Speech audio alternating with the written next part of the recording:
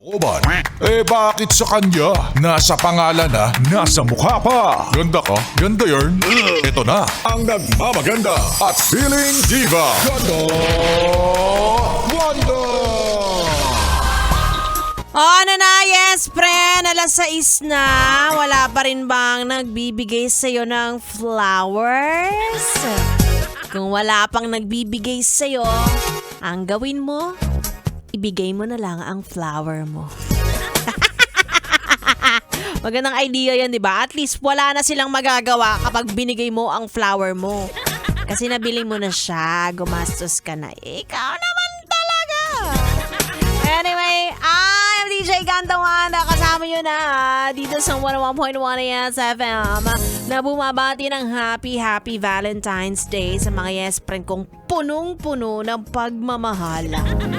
Kung nag-date na kayo ng jowa mo, congratulations to you. Pero kung hindi naman, or hindi pa, baka may surprise pa mamaya. Hindi pa naman natatapos ang araw, wag kang mag-alala, wag kang mawala ng pag-asa, pero wag ka ring aasa. Ano ba Gantawanda? Litong-lito na kami, ano ba talaga? Diba? O para naman sa mga kalalakihan, good job kung natrato mo na parang prinsesa o reyna ang jowa mo sa araw na ito. Pero tandaan nyo na mas importante pa rin ang pagtrato mo sa kanya sa normal na araw. Malinaw? Tama yan. Hindi yung ngayon, para siyang prinsesa, bukas, babangasan mo na yung muka. Ewan ko sa'yo, sana hindi ka na lang din nag-celebrate ngayong araw na ito. Hay, mikot na naman yung mata ko.